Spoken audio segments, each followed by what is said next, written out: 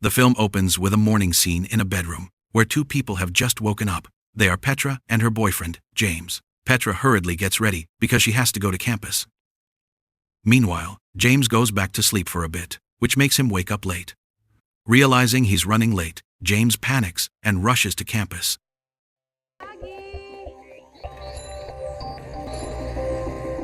James runs in a hurry until he finally reaches his campus in Indonesia. Luckily, the classroom door hasn't been closed by the professor yet. The campus is an international school located in Jakarta, and their class is taught by a philosophy professor named Dr. Zimit. The school has been around for about 20 years and has only 20 students from various countries. That day is their last day of classes before graduation. Because of that, Dr. Zimit wants to test their mental readiness and thinking skills as preparation for the future. Zimit starts by asking the students to raise their hands and present how far their logic goes. Deep truth of things, with the same tools used by some of the best Wittgenstein to explain some of our favorites. One student gives an example of a dilemma. 5 people are tied to a train track that's about to be hit. The track can be switched to another line, but on that line, one person will definitely be a victim. Even though both choices are bad, someone still has to make the decision they think is best. For only one. Should you do it? Then a female student named Utami explains how to test loyalty. Utami gives an illustration of someone who jumps from a tower and asks their friends for help. From that, you can see who's brave enough to take the risk to save them and who's not.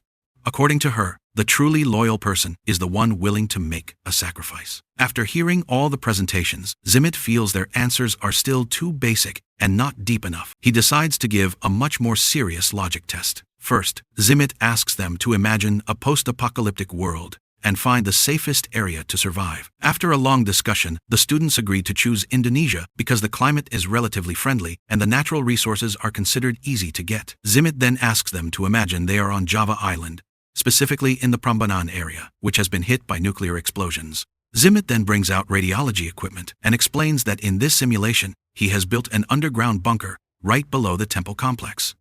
He chose the location because the temple stones are very old and sturdy, making it safe for shelter. In the simulation, Zimit brings all the students into the bunker with advanced sensors and a special blast-proof glass door, so they can still monitor the outside conditions. The bunker is described as very luxurious and has enough food supplies to sustain life for a year.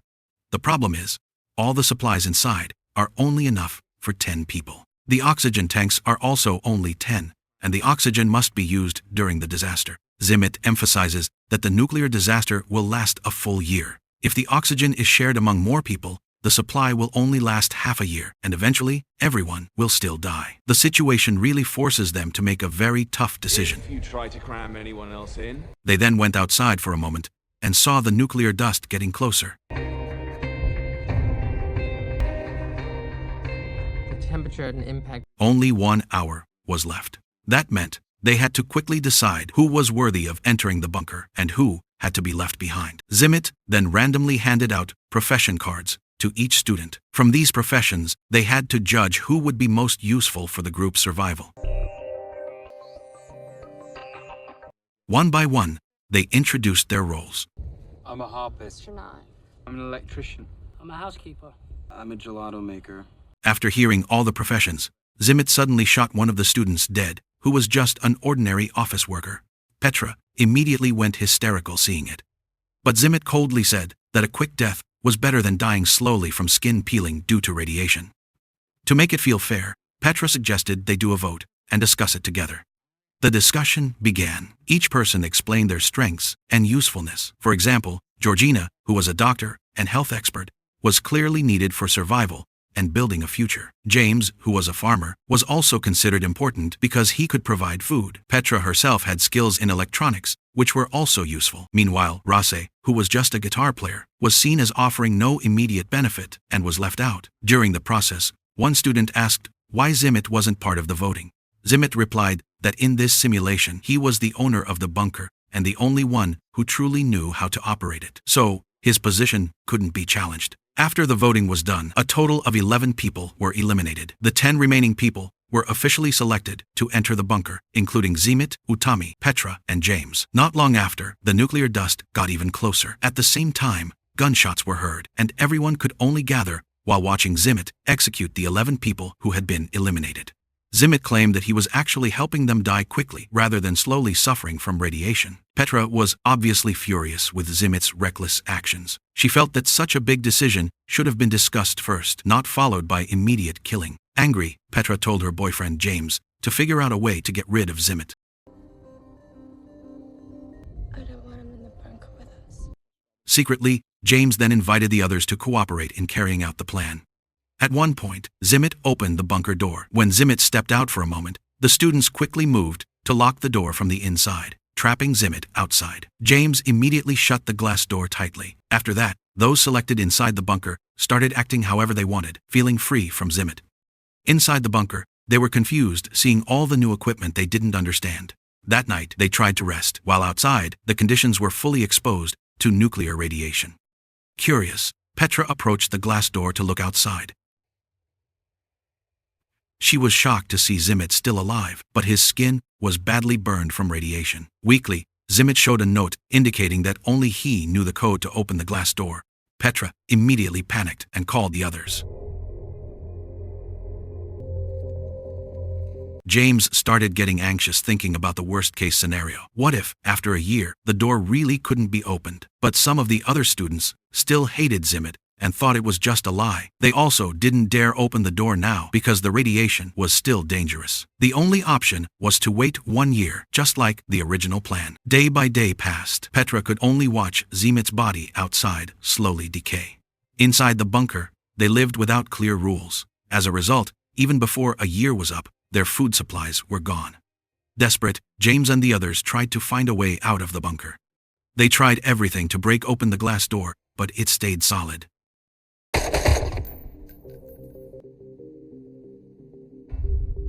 Who, as it turns out, could have... That's when they realized they'd made a huge mistake by getting rid of the only person who knew the bunker system.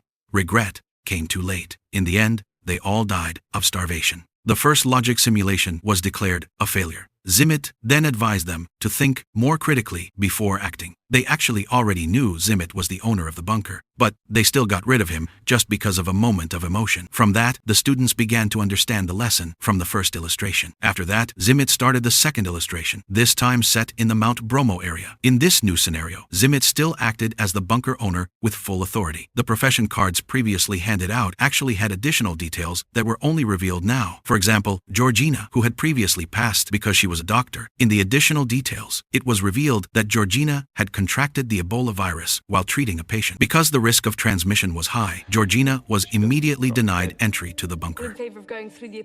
How warm your memories of me are. Meanwhile, Petra and James were still select. James's profession as a farmer was still considered important for managing crops in the future. Everyone then reintroduced their professions along with the new background details. Some students who weren't select tried to escape by car rather than be shot by Zimit, but that attempt was useless because, in the end, they still died from the nuclear explosion. Meanwhile, Zimit and the students who passed went straight into the bunker. Inside the bunker, they were given the main task to reproduce and continue the human population. That night, Petra imagined some strange scenarios in the illustration, including the possibility of James being depicted as gay, and she saw James getting close to Jack. This made Petra a bit jealous, even though James tried to reassure her that it was all just part of the simulation. They then discussed pairing up. There were only 6 men and 4 women in the bunker. In the end, they decided on 4 heterosexual couples, while James, who was depicted as gay in the illustration, had to be paired with another man. He had a pregnancy, males and 4 females. My period. Nelson.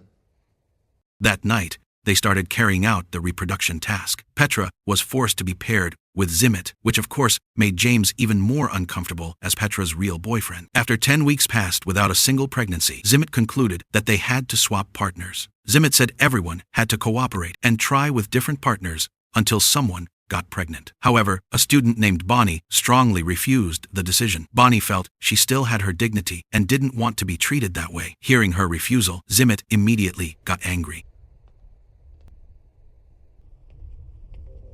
Not you. Zimit locked up the rest of the group and left only Bonnie in front of him, as if he was about to shoot her. Just as Zimit started aiming, Jack, who had stayed behind, saw what was happening and immediately attacked to stop him. Zimit and Jack started fighting. During the struggle, Jack stabbed Zimit's ear with a pencil, seriously wounding him. Realizing he was close to death, Zimit rushed to open the glass door code. His real goal was to kill everyone, because if the door opened, the nuclear blast outside would instantly kill them all. The students failed the second illustration again. Seeing this, James started suspecting Zimit and immediately asked what the real purpose of all these group simulations was. According to James, every time a drill happened, the students were always put in the wrong positions. James also brought up Zimit's strange behavior when distributing the roll cards randomly. When questioned, Zimit looked nervous. James grabbed the box of cards and checked it.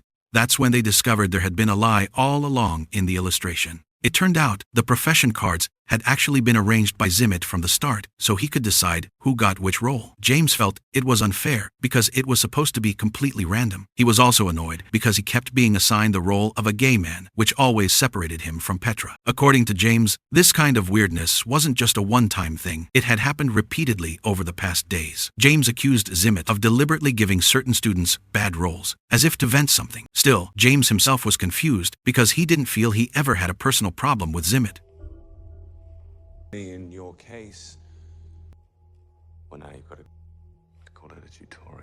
Don't understand why you'd bother making me a farmer. Finally, one student suggested rerunning the illustration. This time, they kept the existing roles, but with different rules. Zimit chose the Belitung coast as the location for the new bunker.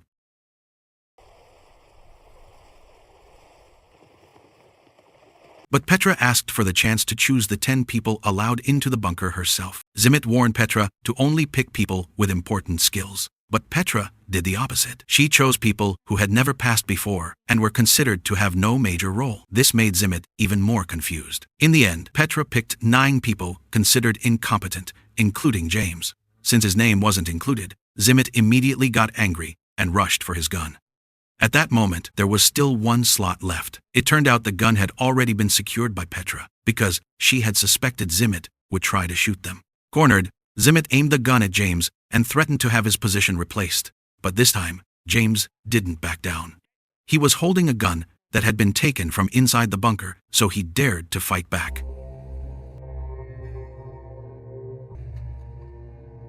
Away and go. Zimit then tried to threaten them another way. He said only he knew the bunker door code. But Bonnie immediately contradicted him because she already knew the code from the previous incident when Zimit killed himself in the simulation. Hearing that, Zimit was completely cornered and eventually chose to leave. James then asked Petra to fill the last slot in the bunker, but Petra refused. She chose Chips instead, who in the role was depicted as a sterile man and considered useless. Chips went in as the last person, while Petra stayed outside. James obviously wasn't happy that Petra wasn't with him, but Petra stuck to her decision. Luckily, Chips called Petra, saying he wanted to give her the ship key. When Petra approached, Chips actually pulled her in to take his place. Petra finally ended up inside the bunker, while Chips went to the ship to escape with the people who weren't selected. Inside the bunker, the remaining group lived fairly freely without strict rules. People with unique abilities were mostly asked to help entertain the atmosphere. Especially since she always brought along. James spent most of his time with Petra. Petra even said that the days in the bunker felt fun. She realized they might not actually survive without people with important skills, but at least they could spend the remaining time together, doing things that made them happy.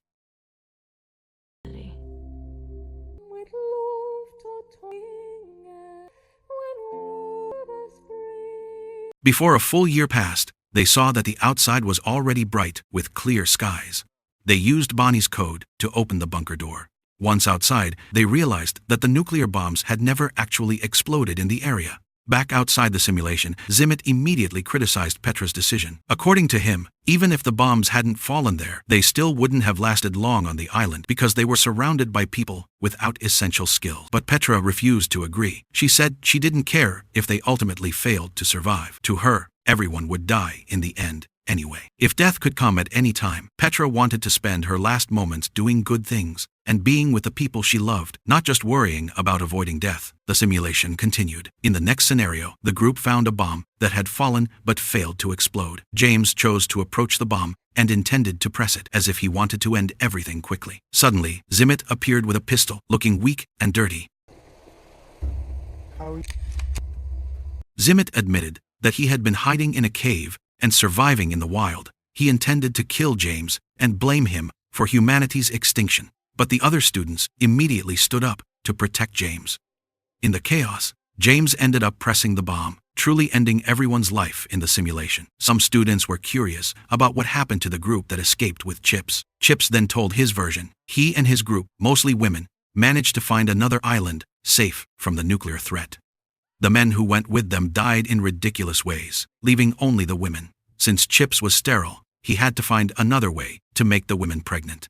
The story sounded completely illogical to Zimit, which left him frustrated with their approach to the logic test. The training session finally ended. Everyone went home except Petra, who approached Zimit. That's when it was revealed that Zimit had actually been using the exercises to punish Petra and James. Apparently, Zimit had once had a romantic relationship with Petra, and he felt James had taken her away from him. Petra then honestly explained that she chose James because she felt more comfortable with him. She said Zimit was too serious and always judged everything based on intelligence alone. Petra also said that having intelligence and high skills was pointless if it was only used for yourself. To her, what mattered more was helping people who didn't have skills and giving them opportunities. After saying this, Petra truly decided to leave Zimit. Not long after, Zimit was alone at the school. In despair, he took his gun and ended his life there.